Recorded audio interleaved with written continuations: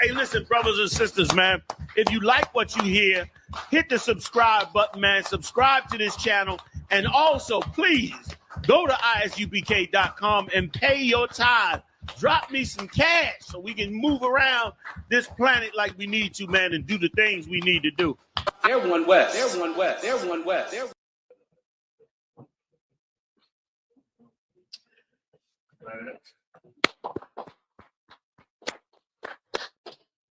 Shalom, Yahweh Bahashim, Yahweh Shah, Baraka.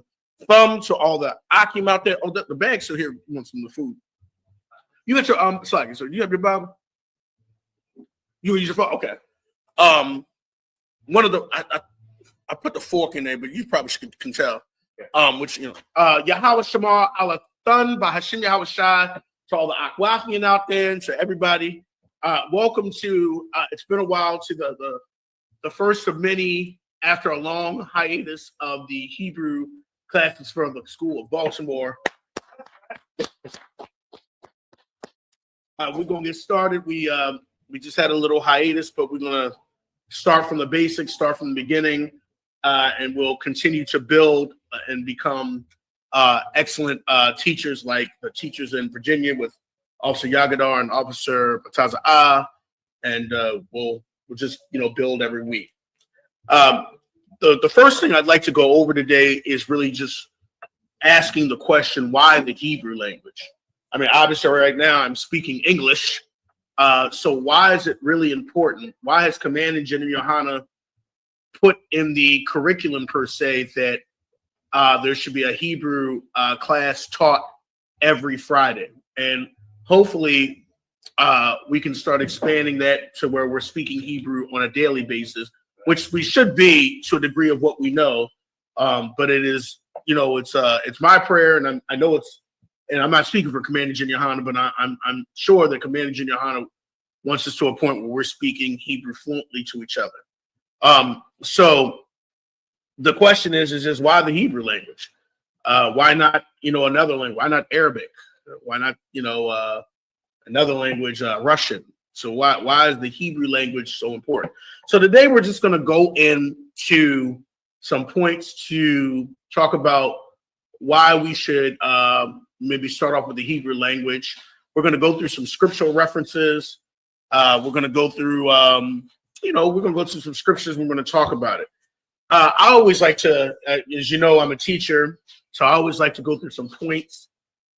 This will probably be one of the only classes where I'm sitting. I like to move when I'm teaching, especially when we're doing Hebrew, because we need to write, and, But I personally, when you're learning a language, first of all, your language connects you to your parents. Right.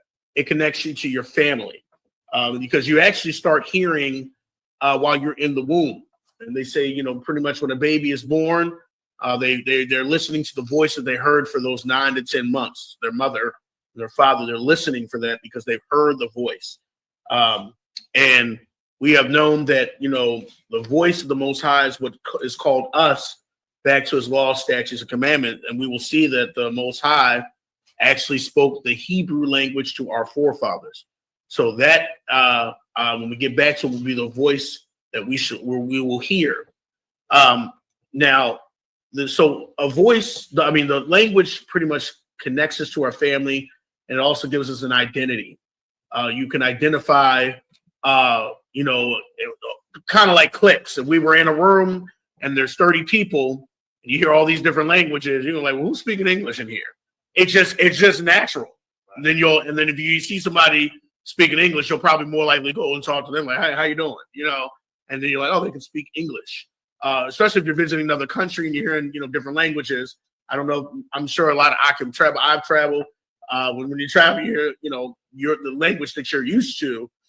It helps you to, it kind of unifies you for a moment or whatever to the other person that's speaking the language. You're like, oh, that person speaks the language. So it is important to language is very important. It's important to the Most High because he created language. It's a way that people communicate with each other, to relate to each other. So we're going to go through some scriptures to talk about why we should speak the Hebrew language and why ultimately we should get away from the English. Let's actually start there. Why not English?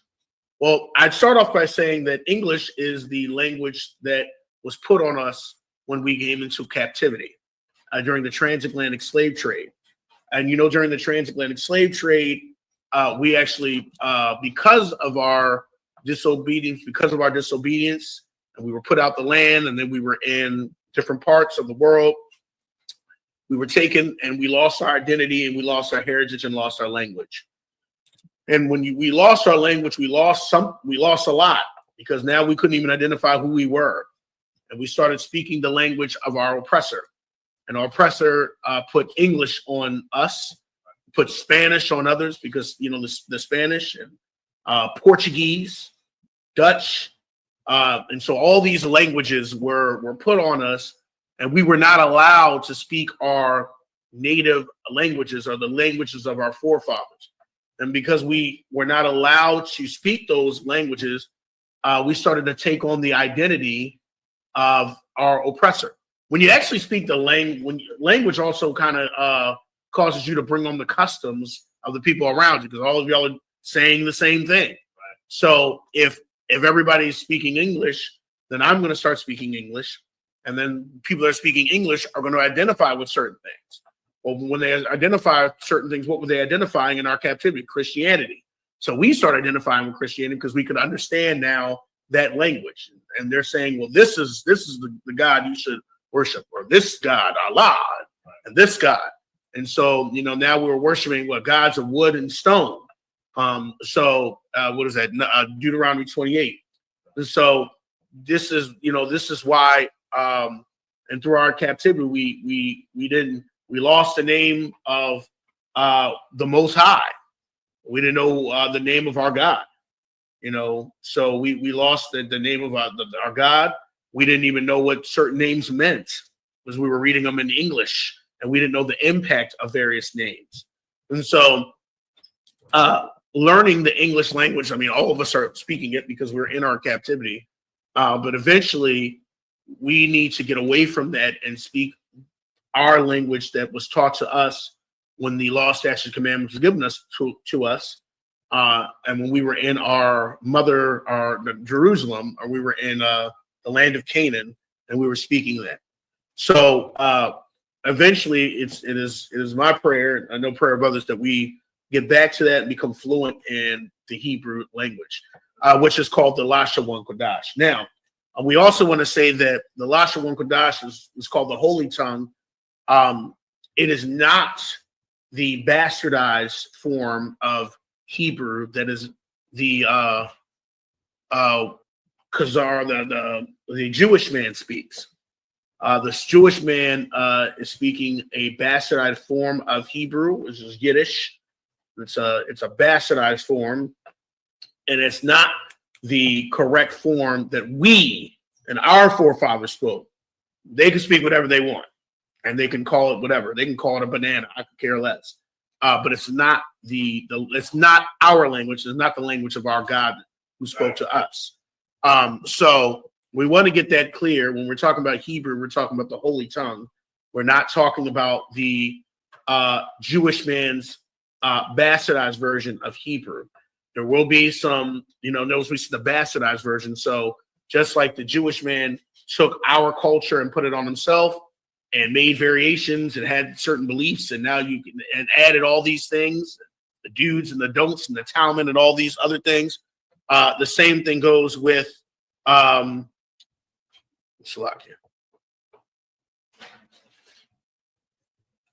same thing goes with our language. He took our language and bastardized it and made variations of it, and did and it really sounds disgusting. Okay, really. So I don't know. People like Star Trek, but it sounds like Klingon. So please do not get that confused. We want to stick to the Holy Tongue that our forefathers spoke, and we're striving towards perfection. So I wanted to say we will be perfect at it. I wanted to say, so I have some points here that I'll go over tonight, and please feel free to chime in. We have Officer Alazar here on holding Shamar. Let's give him a hand. And this brother came out at the last minute. I called him, and he just was ready to come out. So Tawada for that. And Tawada is a Hebrew word, which really comes from the word praise. We substituted and say thank you, and I'll get into that too. Why learning our Hebrew is important. Well, actually, let's talk about it real quick before I get into my points. The thing about learning something in its original language, so we read the Bible in English, but we know the Bible was written in Hebrew. Anybody that knows languages knows that when you are translating something, sometimes there's not an equivalent in the other language. So what you do is you find the best, word that fits, that you think will fit. Well, that's not always the best case because things are lost. So you got to think about that too when we're trying to, translate from English to Hebrew or Hebrew to English. Something is lost, and that's how people have taken the Bible and ripped it up into so many ways because they're going to translate it to what they think it is. The thing is that the prophets about the water to the Barakatha Yahweh Shai, that the spirit of the prophets are subject to the prophets, and so the teachers and the prophets nowadays understand what the scriptures say, even though there is a barrier when it comes to that language. But the one thing is that there is when people do translate, there is you have to sit up there and say, well, what word? Like I just said, the word Tawada, and we translate over the English is more like thank you. But that's really not what the Tawada means. Tawada comes from the word, I think it's connected to the word Yahweh, which means praise. So really, when you're saying that, you're saying praise when you're saying Tawada. So that might be something you want to put in your notes, Tawada, and we'll put it up on the board next week. But Tawada is the equivalent of us saying thank you, but we're really saying praise. So let's go into some points here. We'll go over some scriptures, and we'll just get into it. It won't be a super long class tonight. We just wanted to get it started. We got to start off small, and then we'll build. And I wanted to say Tawada to Officer Machazan, Officer Yagadar for encouraging me, and Officer Warium and others. It's been a long time coming. So let's look at point number one that we'll go over, and I'll try to go over these points slow.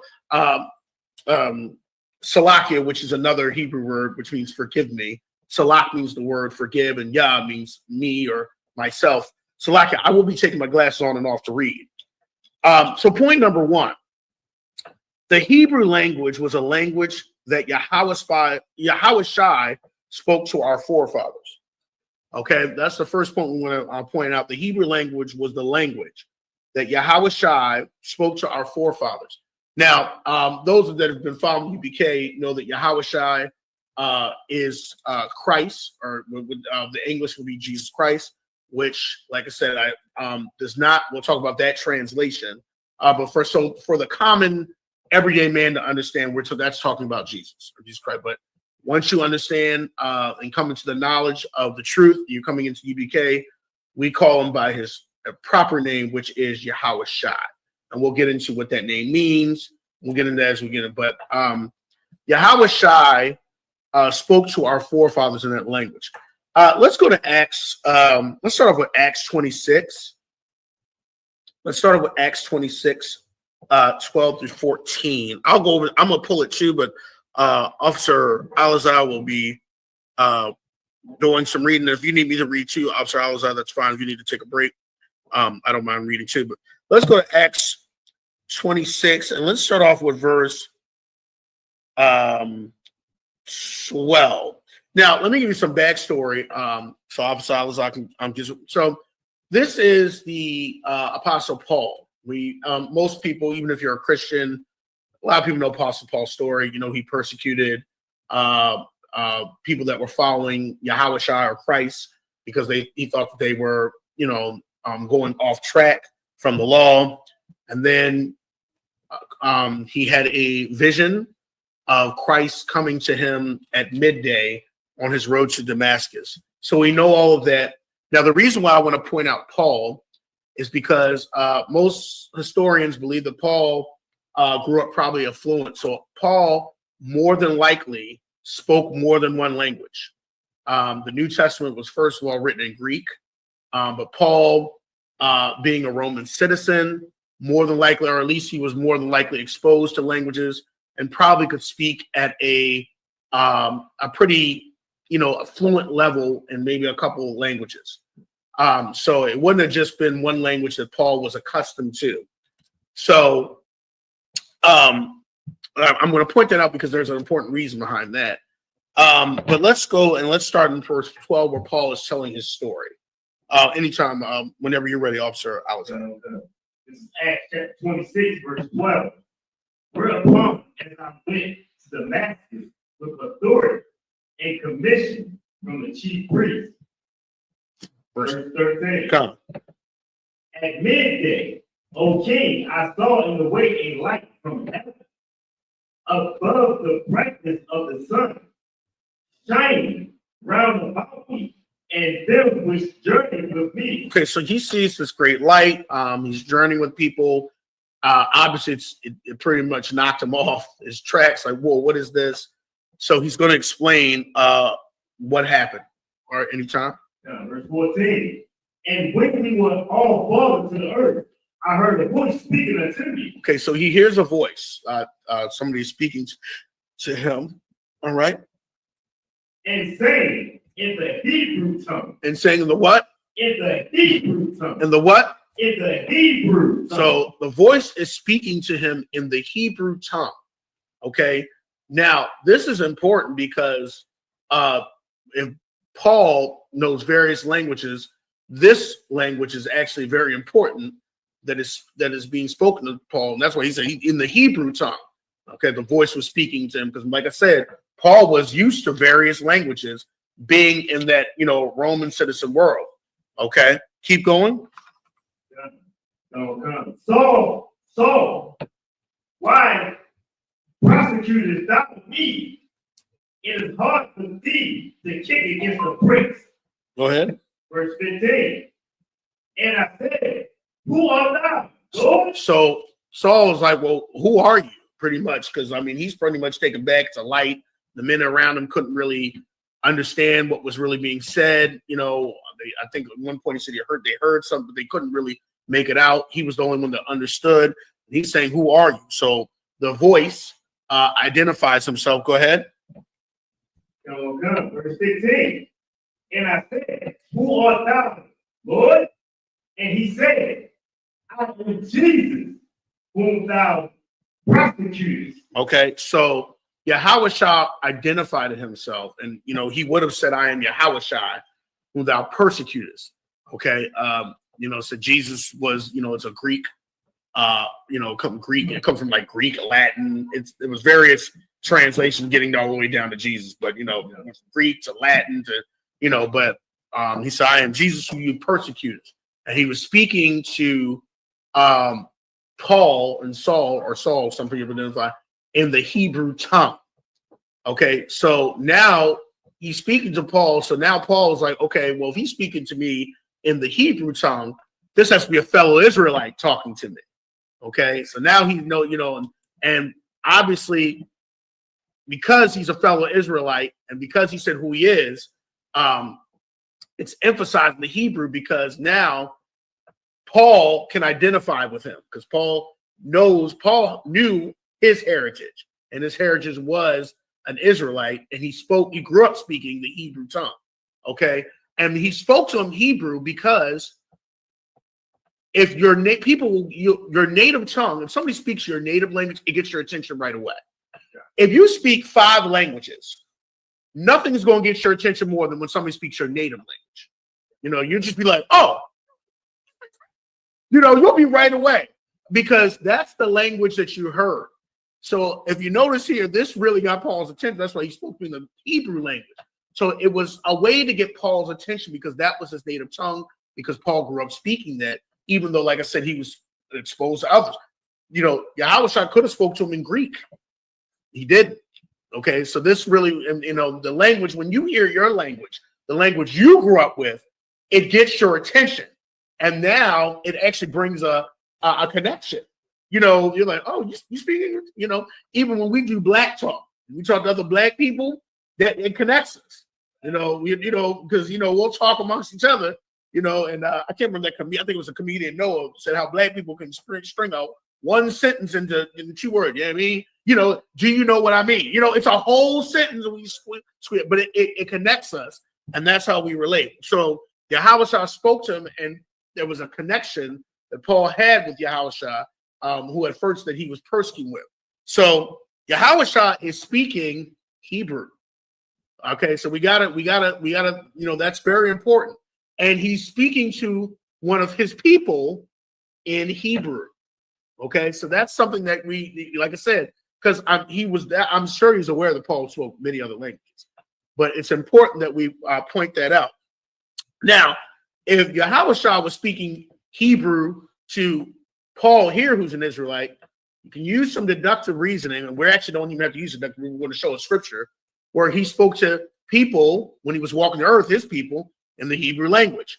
And I want to use these scriptures as an example because Yahushua always pointed out that the words that he heard and spoke wasn't his own words.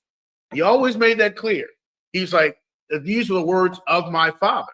So he's imitating the words of his Father. So if Yahushua is speaking Hebrew to his people, and he's saying, I'm not speaking the words of my own, it's very intelligent to say that the Most High's tongue that he speaks to his people. Now, we haven't heard the Most High's voice. Yahushua, he sits to the right hand, he speaks Hebrew. I mean, because remember, Yahushua said, I don't speak my own words. But let's look at that. Let's look at John 14, 10. Let's look at that as well. We'll get a few scriptures here to just, come. John chapter 14, verse 10. Come. This is Yahushua speaking about his, the Father who is God. Go ahead. This is John chapter 14, verse 10. Believest thou not that I am in the Father, and the Father in me? Okay, I'm in the Father, and the Father in me. The words that I speak unto you, I speak not of myself. Okay, of the words I'm not speaking these words of myself. Okay, because here's the thing: a son is going to do a good son, and we know that Yahushua was a unique son. That's the begotten son. He was a special son. So a good son or a special son will do the will of his father, especially if it was a righteous father. He's going to want to imitate that. I think, if I'm not, Jeremiah Hyman, forgive me if I'm misquoting, but I think I've heard Jeremiah Hyman say that when he came to UBK, he parroted Commander General Hunt. He parroted him, meaning like whatever he said, he copied it. It wasn't, so it's like you could think of the same, comparison to a degree. Like Jeremiah Hyman is saying the words that Commander General Hunt spoke. So Jeremiah Hyman's like, I'm speaking the words that were taught to me. I'm speaking the words that were given to me. So Yahushua here is saying, like, I'm not speaking of myself. I'm speaking. Let's read that again. Let's we start from the top. So I'm Baba Kusha. John chapter 14, verse 10. Believest thou not that I am in the Father, and the Father in me? The word that I speak unto you, I speak not of myself, but the Father that dwelleth in me, he doeth the work. So the Father that was working in our God, our power that was doing the works, was working through Yahushua. He was not doing these things on his own. He was doing these things that was taught to him. Let's look at this a little bit more. Let's go to John 5, verse 19. Let's look at some more of this. John chapter 5, verse 19. John chapter 5. And let's look at some more of what is said here. This is John chapter 5, verse 19. Then answered Yahushua and said unto them, Verily, verily, I say unto you, the Son can do nothing of himself. So he said, I am doing nothing of myself. I'm not out here trying to make a big reputation, trying to make myself the big shot, because, and that's what made Yahushua a true son of, those who are led by the Spirit, they are the sons of God, because he's led by the words, he's led by the encouragement, he's led by the strengthening of the Father. He's not doing these things of himself. He's not trying to make himself. And those were the true prophets of God. The true prophets of God did nothing of themselves. They weren't out here trying to make a big shot and lock people in and say, you got to do this and that. They were doing the words of what the Most High told them to do. They weren't trying to make a big name for themselves. So Yahushua is saying the same thing. Okay, keep going. Okay. The Son can do nothing of himself, but what he sees the Father do. I like that. So what he sees his Father do. Okay, and he'll also go into, we're going to read the scripture where he says what he hears the Father do. So if the Father, what was he hearing? He's hearing Hebrew. He's hearing the words that his Father is saying to speak to the people. And it's in the Hebrew tongue. Remember, he's speaking to us in Hebrew. And he's like, I'm doing nothing myself. So that means the Father had taught him to speak these words in this way and in this language. Okay? I mean, because your child doesn't come out the womb and you're speaking to the child, and after a year or two later, I work with actually kids that are from infants to 5, and they don't speak a different language that their parents haven't taught them. They speak the language that their parents taught, and they do the things that their parents did. And some parents are shocked. I can't believe my child did that. Yeah, they're copying you, because from 0 to 5, that's when your personality's really coming in, your character's really coming in. So they're going to do exactly what you do. They're going to say exactly what you say and how you say it. I've seen young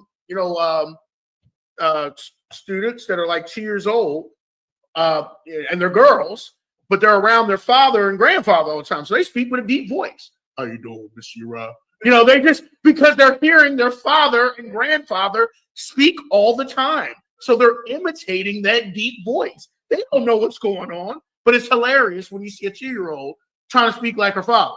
She tries to deepen her voice when she greets me. How you doing, Mr. Ura? How's your day? It's 2. But she's deep because she hears a deep voice all day. And she hears her grandfather and her father. She emulates that. So she's emulating the word. So Yahushua is doing the same thing. I think we have a little bit more. But what things soever he doeth, these also doeth the Son. So whatever the Father is saying and doing, the Son is saying and doing. That's just pretty much common sense. Okay, that's easy to understand. Okay, let's look at a few more. I mean, there's a lot here, but let's look at a few more. Let's go to John 8, verse 28. Let's just look at a few more. I just want to get the point across. Yeah. This is John chapter 8, verse 28. Then said Yahushua unto them, when ye have lifted up the Son of Man, then shall ye know that I am he, and that I do nothing of myself. So when he's doing nothing, that means he's not even speaking nothing of himself. Nothing I only have to do with actions. I do nothing of myself. Go ahead. But as my Father has taught me, I speak these things. I speak what my Father has taught me. I speak the language. I speak the words. I do the actions. All what my Father has taught me, I speak. Okay, that's pretty simple. So, the case in point, the Hebrew language is what Yahushua spoke. Right. Okay, he spoke that language. We need to identify with that because that's something that our forefathers spoke, and that's how they can communicate with each other. Let's get one more just on this point. Let's get John 12. Get one more on this point. We might go back and visit a couple more, but let's just get one. Let's go John 12, verse 49 through 50. This is John chapter 49. John verse 12, verse 49. Lie. For I have not spoken of myself. I'm not speaking anything of myself. Okay, remember, think of your children. They're copying you. Go ahead. but the Father which sent me, he gave me a commandment, what I should say. If he's speaking to him in the Hebrew tongue, he's going to mimic that, and he's going to speak it. Go ahead. And what I should speak. What I should speak. I mean, that's pretty clear. So, Yahushua, so the point number one is the Hebrew language was a language that Yahushua spoke to our forefathers, and the words that he spoke, he got from the Father. Okay, and so obviously the Father, the Most High, spoke Hebrew, and that's how we are connected. That's how we can become connected back to our identity as far as Israelites, is speaking the language that our power speaks. Okay, because that's the language we heard on the mountain when the 10 Commandments were given, or the 10 words, the 10 sayings were given. When the law, statutes, and commandments were given down to us, that's what it was spoken. Okay, and usually, like I said, in any nation, nobody's going to speak an opposite language of the ruler. Okay, you're going to speak the same language as the ruler. Case in point, historical here. The Korean language, or the Korean written language, I think maybe it's the Korean written language, whatever, came about because the ruler of that time, they were speaking, I believe, Chinese or another language. He said, I want a language that's easy for the common man. Okay, and it was by his decree that the Hebrew, I think it was the written language, I mean, not Hebrew, the Korean written language, or he made it more simpler for the common man. But that was what the ruler said. So he made that decree, and that's how the Korean language, or the Korean written language, something like that, you can fact check me, but somehow something about the Korean language came about. It was what the ruler said. It's what he wanted. Okay, so it's obviously that our power wants us to speak the language that he spoke to Yahushua, and Yahushua spoke to us. So that's point number one. Let's go to point number. Oh, I do want to say this too. Also, I want to make this point is that Yahushua. Okay, so we know that the Bible, the New Testament, was written in Greek. If you notice, if you read the New Testament, sometimes you can obviously see that it will translate certain words, because obviously when they were saying these words, it was in Hebrew. Case in point, let's look at Mark 15 verse 34. This is a case in point. We know it was written in Greek, but I think this is something we need to see really quickly to show that this was the language they were speaking. Let's look at Mark 15 verse 34. This is Mark chapter 15 verse 34. Oh, let me give you some backs of slack here, Officer Hauser. So we know this is Yahushua. He's about to he's been put on the cross. He's about to die here, and we're going to see what he says. Now, this is important. Go ahead. And at the ninth hour, Yahushua cried with a loud voice, saying, Eli, Eli, lama sabachthani. Okay. He's saying that. Okay. Now look what it says after that. Which is being interpreted, my God, why hast thou forsaken me? So that shows that, when it was written in Greek, it was saying the words in Hebrew that Yahushua was saying, and then it said which can be interpreted as.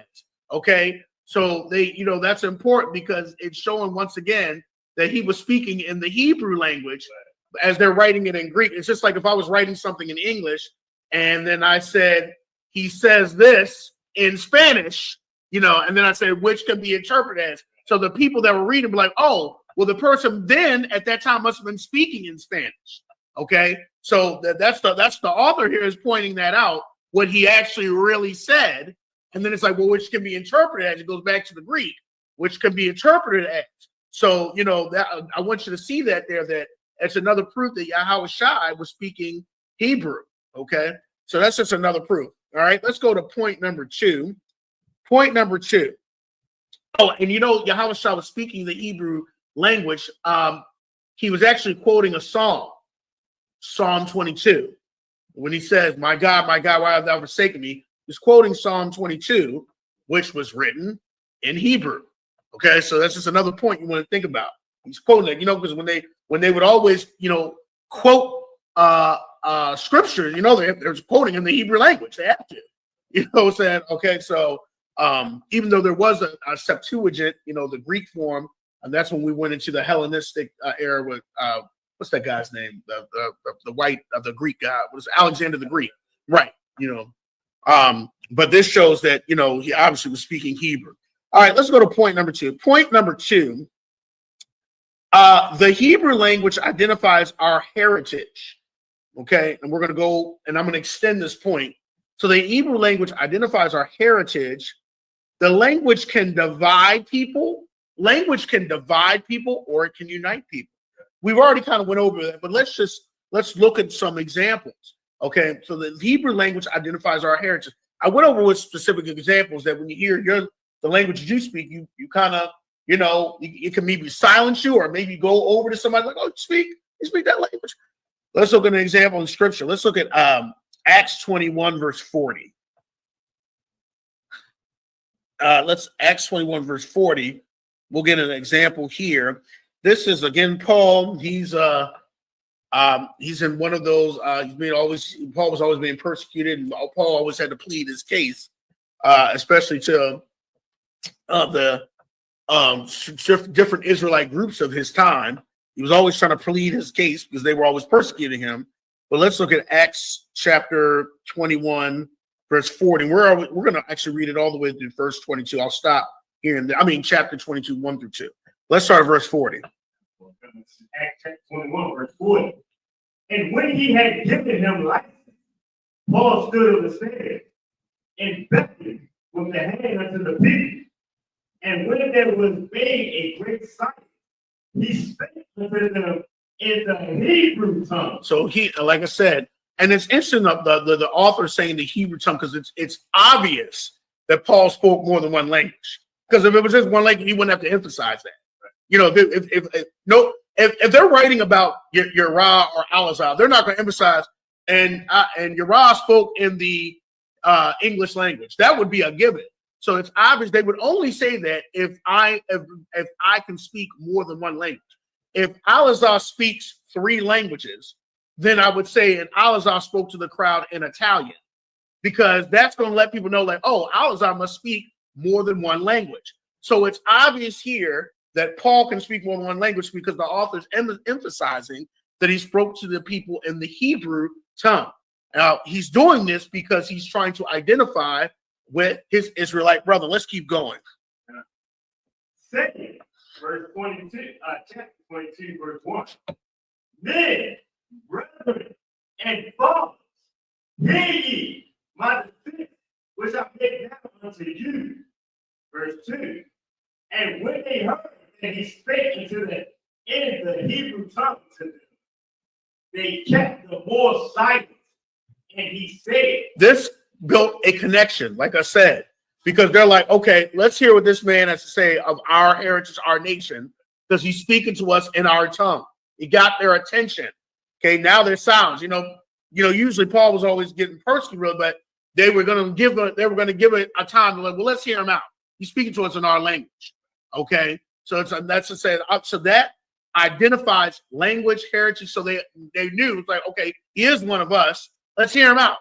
Okay, he sounds like he's speaking nonsense, but let's at least hear him out. He's speaking to us in Hebrew. Okay, so that's another thing. Let's look at another example of how language can unite people. Let me give the backstory. Remember in Acts when now the Christian church, it wasn't, the Christian church has a different thought on this, and this is what makes it look crazy. But remember in Acts when they were all speaking in tongues, and tongues means just languages. It's not, Scooby Gooby Booby Scooby Snacks. That's the Christian church's take. It's not that. Okay, they were all speaking languages. But we want to, because the speaking in tongues thing, if you haven't grown up in a Christian church, the tongues thing is the craziest thing. It's really crazy. You'll hear anything in there. So, but let's go to Acts 2. And let's look at verse 6, and we're going to read verses 6 through 8. When this talks about language. Go ahead, anytime, officer. Chapter 2, verse 6. Now, when this was noise abroad, the multitude came together and were confounded, because that every man heard them speak in his own language. They were confounded. They were like, wait a minute, why am I hearing my own language? And this is the native language. Like, why am I hearing this? You know, and this gets their attention. They're marveling at this, okay? So they're like, why am I hearing my own language? Why am I hearing the language of where I grew up with? Okay, because language unites us, okay? It unites people together.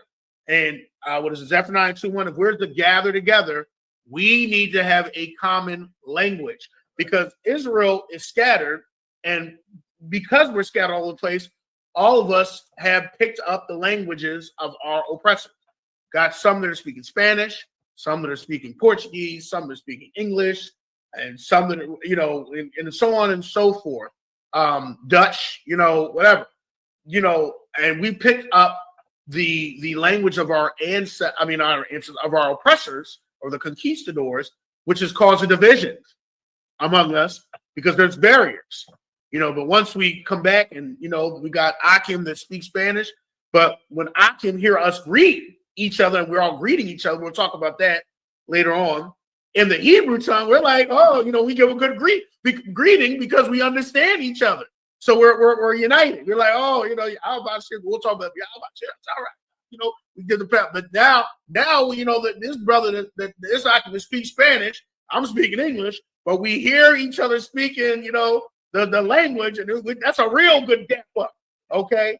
You know, they're like, oh, how about, you know, how about that? And then we hear the conquistadors off to the side, like, what are these brothers talking about?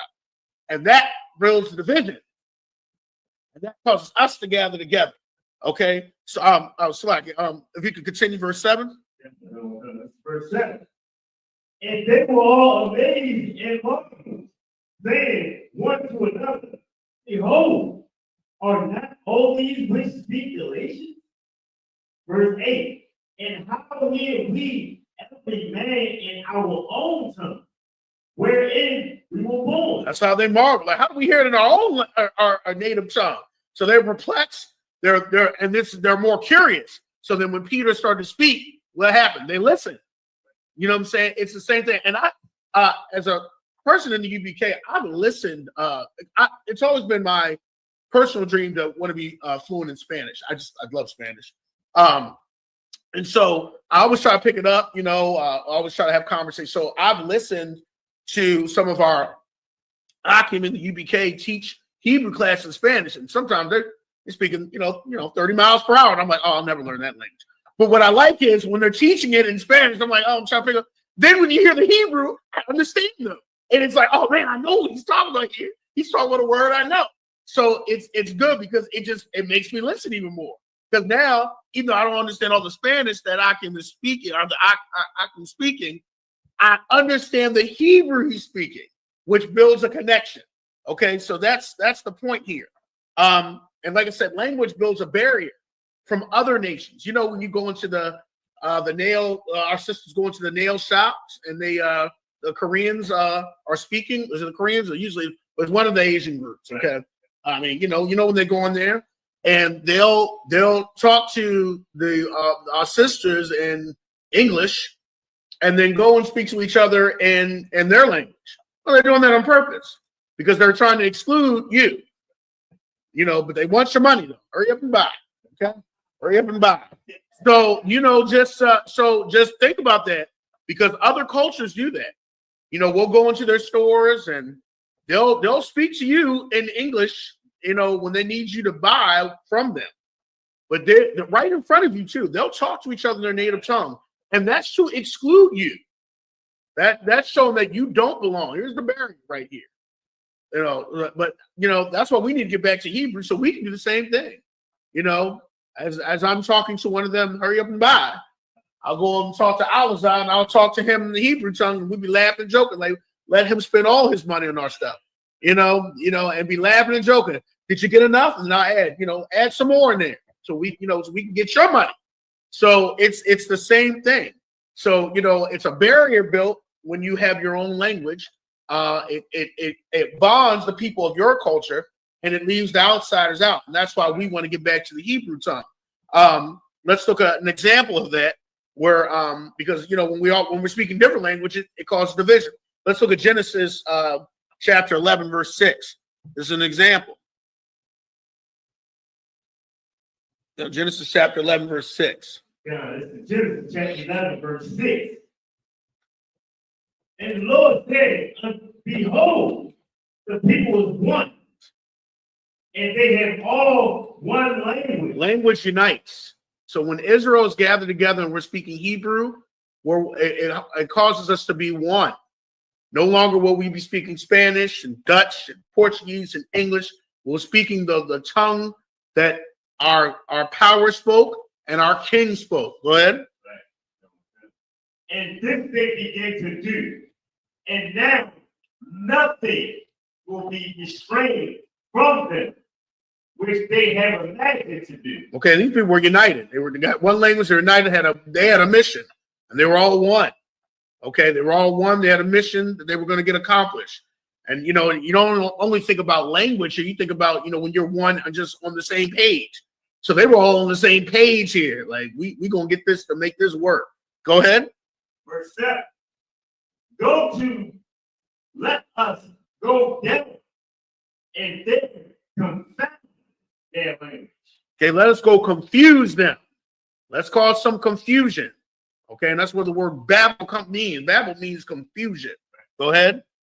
They that they not understand one another's speech. So they won't understand each other. They're all on different pages now. Okay, they're all on different pages now. They've got different spirits, different attitudes. We're going in different directions, different languages. Go ahead.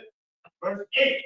So the Lord scattered them abroad from this upon the face of all the earth, and they left off to build the city. Okay, so they went every way. Let's read verse 9 too. I'm Baba Kasha. Yeah.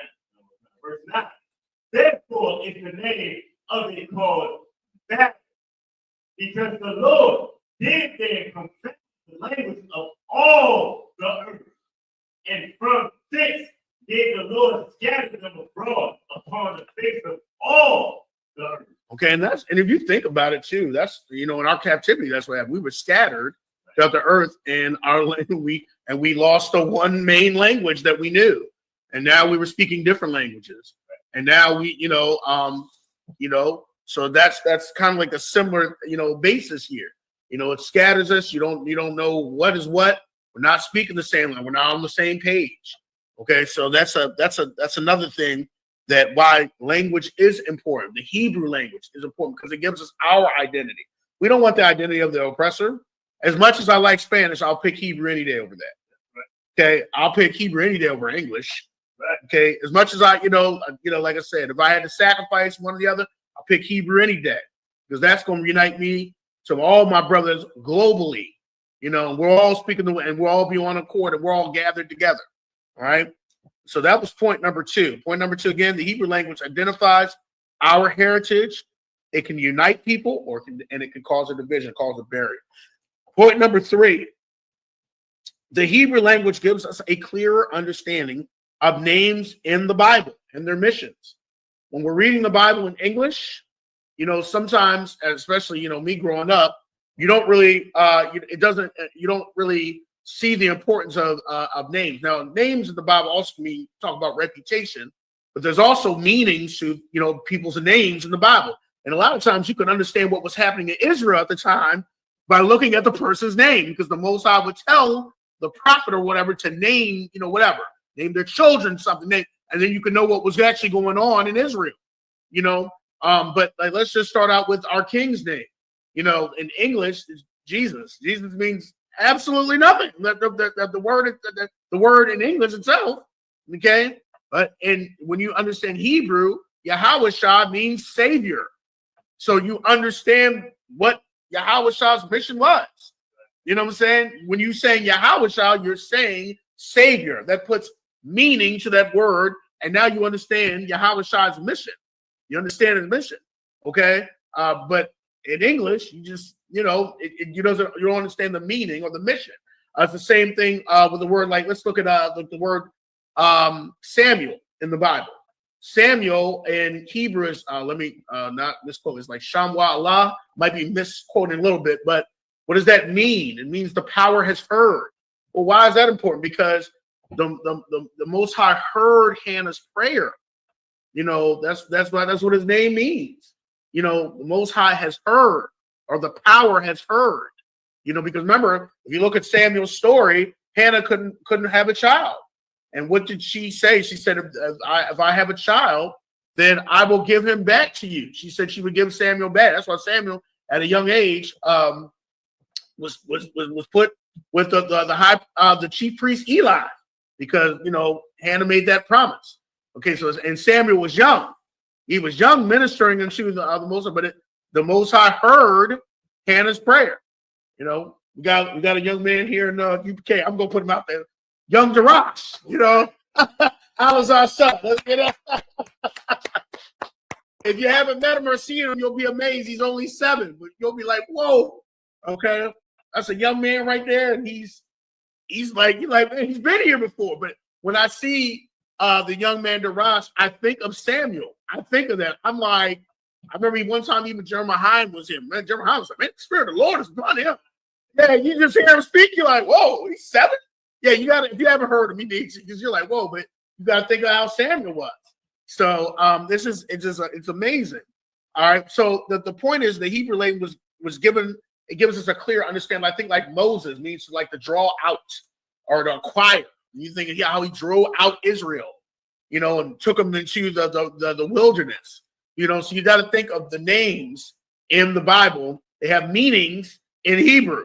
In English, you're just saying that you don't know the meanings or the missions of those individuals. So that's point number 3. Point number 3, once again, the Hebrew language gives us a clear understanding of names in the Bible and their missions. We only got a couple more points. So point number 4, the Hebrew language sets us apart and helps us to gather together. And the scripture I have there is Zephaniah 2:1. Well, we don't have to go there because most of the time we quote that a lot, but it talks about gather yourselves together, O nation undesired.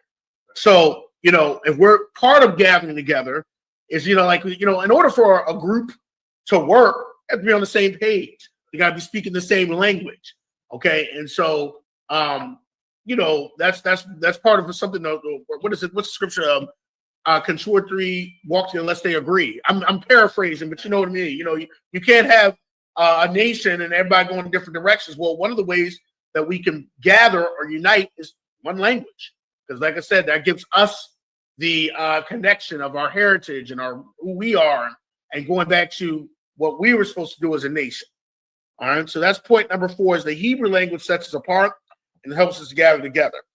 All right, so for tonight, we're just going to make this very easy. You know, as a teacher, I like to start off very simple. You got to start simple, and then you can expand out. So what words in Hebrew can we learn to start? So one of the things that we in Baltimore would like to approach is, before you really learn, well, when you're learning a language, and I take this from all of us growing up, we learned by hearing. That was the first way we learned English. We hear it, our mother, 9, 10 months, would come out. You know, first 3, I said first, you know, depending on the child, but we'll say, let's just be safe, first 2 to 3 years, you're not really writing much. You're just listening all the time. That's how, you know, you'll learn. I've seen 1-year-olds, you know, talk, and I'm like, I believe you're 1, you know, but I'm just talking about converse. Like, I'm like, wait a minute, you're 1. And it's just amazing, like, what a child can pick up in a year or so, and they're literally having a conversation. So one of the things that I want us in Baltimore, and of course other things that I'm going to get a lot of advice from my brothers in Virginia, because I'm really close with them, is that we want to do a lot of words. We want to do a lot of repetitive words hearing. Okay, because have you noticed something? If you've been in the UPK for a while, and some people cheat at this, I got checked for this one time. You know, you've heard the greeting so much, it's nothing to you. You know, after a while, when you're practicing a language and you're speaking, even before you're writing, it's nothing to speak. So when we say the greetings, we're like, you know, it's not, we don't even have to think about it, because it's something we've heard so much, and we say it so much, and we've heard the why. and Salakia. We've heard it so much, it's like second nature. I'll be just anywhere. You be on the, you be on the business with, with white people, with white people, like, oh, Salakia. No, like, how are you talking about? But it's so normal to you. But the way that we first learn a language is audio, because we're hearing it all the time. So we want to really practice, before we really get into our writing system, we want to practice audio. And what we want to be more, audio, kind of talking, conversational. And we want to give it a try. And won't be, when you were younger, you're talking, nobody got upset when you got something wrong, because you're just listening all the time. So we want to really try to do a lot more, audio and repetition of words. We want to make it more natural, because you'll be amazed after a year what you can say, because you'll just be like, oh man, I didn't know I got that far. But you're always hearing it. You're always hearing it, and so then you'll just be picking up, and you'll understand it, and it will just be natural to you. Now, like I said, some of us that have been UPK for a while, we think the greeting is so long, so we try to cheat. The brother will say the whole thing. Yeah, how about you now? And you be like, you'll kind of cheat a little bit. I got checked because I was doing that. One of my older altars checked me on that, so I don't cheat no more. I say it nice and clear. Yahweh Bahashem, Yahweh Shabbarakatah. I'm clear now, because I used to cheat like do the quick, but I was, but really, let's get into the habit of actually saying the words, so that the younger men, younger officers can actually hear it, and hear it and get it, and it'll be on to them so we can pass it down.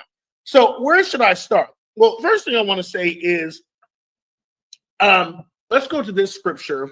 Let's go to 1 Corinthians 11, verse 1. Who's that? Con, you can take that. You can take that. We're going to go to 1 Corinthians 11, verse 1. Can they hear the audio? Let's see, 1 Corinthians 11. I'll go ahead and I'll read. I'll read it. So 1 Corinthians 11, verse 1, it says, "Be ye followers of me, even as I also am of Christ." Which what? Oh, no, we're fine. I read it, but you can read it again if you want to. 1 Corinthians 11, verse 1. Okay, so the reason I start here is because we're going to say, well, where do we actually start in all this? This is 1 Corinthians chapter 11, verse 1. "Be ye followers of me, even as I also am of Yahweh." Okay, so follow me, imitate me, do what I do as I imitate Yahweh. Now remember, look at this. Look at the order here. Yahweh imitates his father. And then we have one of the apostles here imitating Yahweh. He's imitating, and then he's saying, imitate me as I imitate Yahweh. So where do we start? We got to imitate Yahweh. We got to imitate him. And one of the things is we're going to imitate the Hebrew that he spoke. So some of you are like, well, where do you start? I always say, let's start with at least a greeting, because that's, with any language, you want to, the first, break of silence is hello, hi, so we want to start with a greeting. We're not going to do the long greeting today, but we just want to start somewhere. So let's go to Luke 24, verse 36. Let's see how Yahweh did it. Let's see what Yahweh did and said, and then we'll imitate it. We won't give a long sentence or anything like that, but this is just something that you could start out with. Let's actually, let's start there. So like, this is Luke chapter 24, verse 36.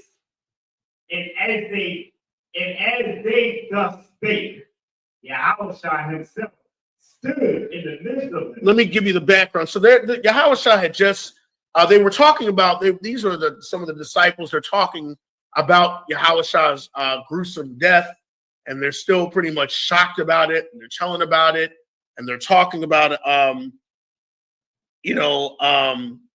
but they found out that he had risen. So they're just having a conversation, and all of a sudden, he comes in the midst of them, and let's see how he greets them. And saith unto them, peace be unto you. So the first words that he's saying when he greets is peace. So we're going to start there. Okay, let's look at a couple other scriptures. Let's look at John Let's look at John chapter 20, verse 19.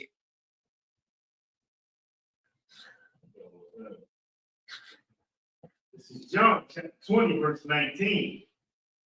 Then the same day at evening, being the first day of the week, when the doors were shut, where the disciples were assembled for fear of the Jews, came Yahushua and stood in the midst and said unto them, peace be unto you. So once again, he's standing in the midst. He comes in the midst of them.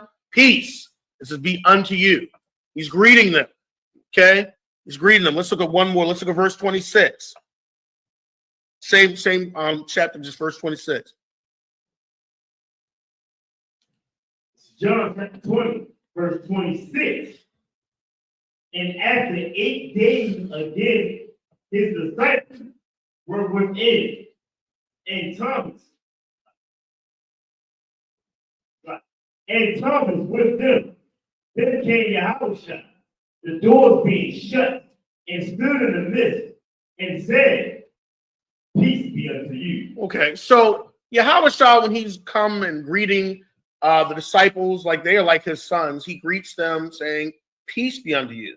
So we're not going to do the long sentence. Let's keep it simple. So the very first word that we should do when greeting, somebody, our identity is peace. We'll say shalom. It's not shalom. It's not salam. It's shalom.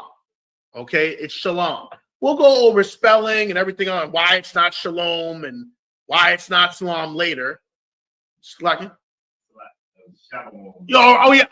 Okay, yes, shalom. Okay, because there's so many, just shalom. Imitate what you hear that we say.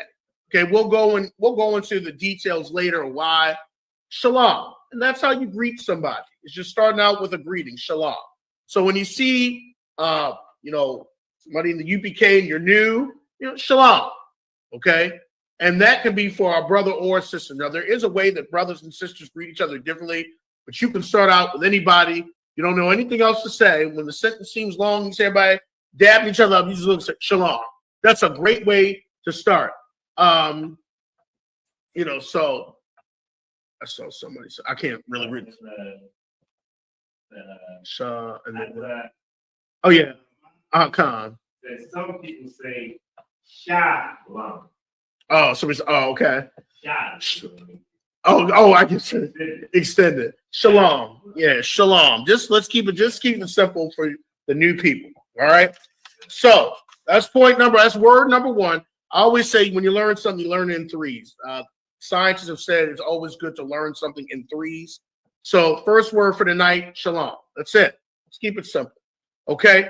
All right. So the next word that is important is you should know your creator's name. Okay. You're greeting other people, UPK, saying shalom. You should know the name of your creator. There is so much debate about this. We have so many debatable words, but like I said, we're not getting into the Yiddish and all that tonight, why things are incorrect. We're just going to start it simple. So, and let's, the Most High's name is not the Lord. We say that so we won't, we won't be saying emptiness, but we do say the Most High's name in our prayers or when we're referring to him, and you should know that, okay? And his name is Yahweh, and that's how you would say it, Yahweh, okay? And that's the Most High's name. He has a name, and he's identified himself with a name. There's scriptures to back that up. The name Yahweh is in the Bible 7,000 times. There's other groups that will say that it's this and that, but facts don't lie. The name Yahweh is literally in the Bible over 7,000 times. So if that's not the name of our God, I don't know what is. It's in there 7,000 times. You can look it up. You can ask Alexa, whatever her name is, Siri. It's over and over. That name is mentioned. Okay. There's people out there that say it's really called Ahaya, but we won't get into that. There's a reason why. When Moses said, what should I call you? It's like Ahaya, Ashar, Ahaya. He was referring himself to the first person Just, so we'll get into that, why he said a higher than. But then if you look 3 to 4 sentences later, he keeps telling Moses, Yahweh, Yahweh, Yahweh, and keeps going down. Okay, and that's, you can find in Exodus 3, 13 through 18, to pull it. But you can look all through Exodus. Even in Exodus 34, remember he told Moses, I'll pass by you and proclaim the name of the Most High. And when he goes by, he's saying Yahweh 4 or 5 times. So it's obviously that's his name. Even look in Genesis, the beginning of the book. Okay, the book starts off, you see Yahweh in Genesis 2. So other groups out there say, well, what's really this? 7,000 to 2 times in the Bible. I don't know what to do with that. Okay, because they're like, well, it's really this, and that's said twice. And if you understand syntax and understand the language, you'll know why he said it like that. And then you have it 7,000 times. It's obvious his name is Yahweh. So I'm not going to get into that. We'll talk more about why that's debatable. But you can look at Genesis 2, verses 4 through 5, when it's saying Yahweh all through there, and it keeps going throughout the whole Bible. So the second word that you should know is Yahweh. Okay? That is the name of our God. That is the name of the God of Israel. It is Yahweh. It's not Jesus. Okay? Let's make that distinction. Jesus is not God. We'll get into that later because some people think that. All right? Especially if you're coming out of the Christian belief system. Okay? Remember, Yahweh Shai, which we'll talk about, he was praying to the Most High Yahweh, and he said, I heard everything from my Father. That's who the Father is. That is who we serve. That is our God. That is our power is Yahweh. So word number 1, Shalom. Word number 2, Yahweh, and that is the name of our God. Last word to know is, of course, you should know the king you serve. Okay, and we said it all day. It is Yahweh Shai. Okay, think of the word Yahweh and put a Shai at the end of it. Yahweh Shai. It's not Jesus. It's not Yahushua. It's not Yahashua. It's not Joshua. It's not it's so many crazy. Listen, it gets really ridiculous. Okay, in English, it would be translated Joshua. Okay, that's the English variation, Joshua. It's definitely not Jesus. We just say that so the common man can understand, so people everyday man. But the name of the King of Israel that came from the seed of David is Yahushai, which means Savior. That's what his name means. Okay, so when you start practicing that, you'll understand, and then you won't say, all the other variants or the incorrect names. You'll be saying Yahushai. When you come to class, you will hear Yahushai, because when we say our prayers, we say the Father's name, and then we say, in the name of Yahushai, or the reputation. Really, when we're saying the name of Yahushai, we're really saying in the reputation of him, because really the name is talking about your reputation, how he would have done it. And he would do it just like his father would do it. All right. So with that being said, let's just review. I always have to do a pop quiz at the end. And since Officer Alizah is here, we will ask Officer Alizah the names the words we went over. Okay, word number 1, Alizah, was what? Shalom, and that is our greeting. That means peace. Okay, that means peace. So, when you greet people, just say shalom. Don't worry about the long words and, man, I don't know that sentence. Could start with shalom. Word number 2? Yahweh. Okay, Yahweh is the name of our God that Israel serves. Okay, whose law, statutes, commandments we follow. It's not it's not Yahweh. It's not Yahuwah. It's not all these other names that you hear. It's so many names that you'll hear. It's Yahweh. All right. And the third name and the third word we learned today? It's Yahweh Shai. It's not Yehoshua. It's not Yahushua. It's not, you'll start getting confused after a while. So that's why. And you know what? Let me sidestep too. The why you should stick to the names we said, because you'll start, you're saying all these weird names. You'll start following after strange gods. Believe me. Remember, there's a scripture in Exodus 23, or is it Exodus 23? It's like, don't even let the names of those gods be on your lips. Okay, don't let them be on your lips. Don't even speak them. So speak the correct names. Okay, so we have the 3. We'll end it off here. And like I said, we're going very slow, and then we're going to build. Our goal is to be more audio. We will get into the writing because I know some people are just, you got writers in here. You got, writers here like Officer Alizad who wants to write a paragraph in Hebrew. I know he does, but for the time's sake, so we can take it slow. Our first few, we're saying we're going to say a few months now. We're going to try to give you more audio. We'll start off with words, then we'll get into sentences, but we want you to really hear it so that you get it. And then you'll just be saying it before you write anything. So our first goal is just to hear it all the time. What we'll also start doing is probably those that are really into it, we'll probably get pop quizzes. We'll probably do some stuff so that people can just hear the words a lot. Okay. And we might just do like short clips, just hearing, so you can just be accustomed to it. Because like I said, my students that I have 0 to 1 to 2, especially the 1 year, they're not writing anything. They're scribble scrap. But they can have a conversation with you full-fledged. And you'll be amazed. I mean, y'all have children, y'all know. And it's like, whoa, how you talking to me? You're 1 or 2. So that's what we want to get. We want to learn the language in a more natural way of just audio and being immersed in it and hearing it a number of times. That I'm going to pass it off class over to Officer and Priest of 500, Officer Alizad. Yeah, I think I go off this way. Yeah, I think about this.